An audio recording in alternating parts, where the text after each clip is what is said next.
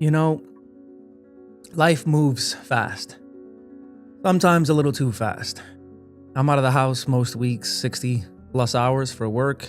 And by the time the weekend comes around, that's pretty much reserved for photo shoots, editing, trying to meet deadlines, and when I'm lucky, spending time with the family.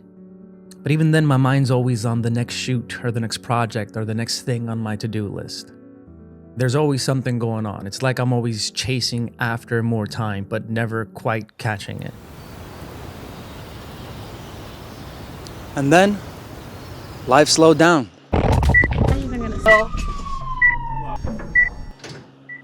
Not because I wanted to, but because I had to. I got injured. And that hit me harder than I expected, you know? At first I felt stuck, useless. I couldn't do anything. I was sad. I'm used to always being on the move and doing something productive, you know? And that stillness forced me to just kind of stop and breathe and I guess just chill. You know, it's funny because as photographers, we're always chasing light. But when's the last time you actually stopped and just watched the light? I mean, when's the last time you really noticed how the morning sun slowly creeps across the floor? Or how the warm tones of a sunset slowly fade into cooler tones as the day ends? Being stuck at home gave me that perspective back. I'm starting to notice the small things again. The patterns of light and shadows as they're coming in through the window blinds, the sounds of the rain hitting the window pane. And again, the color shift during the sunset. I watch the sun go down, waiting for the golden hour to bloom, and then watch it as it fades away into the blue hour. It's pretty cool, honestly.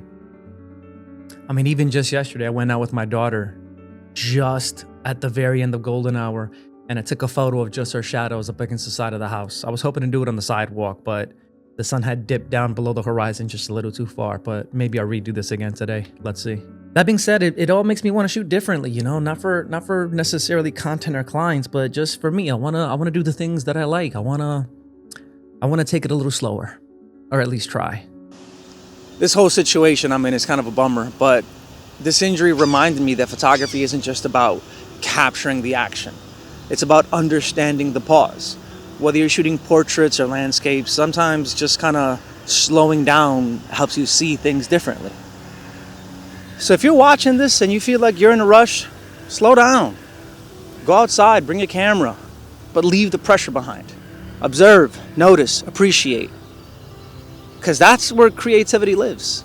Not in the chaos, but in the quiet in between.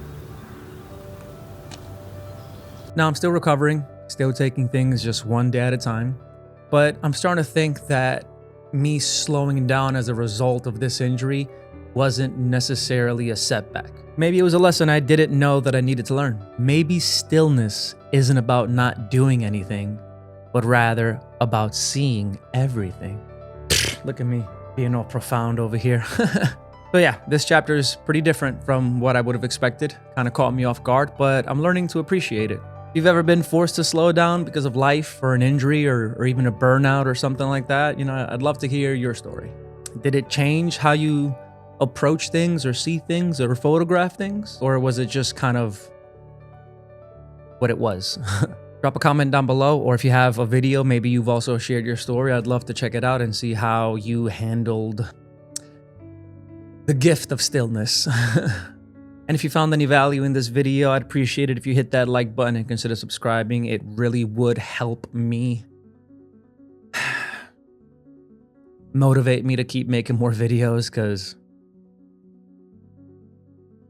it's rough when you're posting into the ether, especially when you got nothing better to do right now because you're sitting at home with a busted arm. I'm going to finish my coffee now. I'll see you guys in the next one. Peace.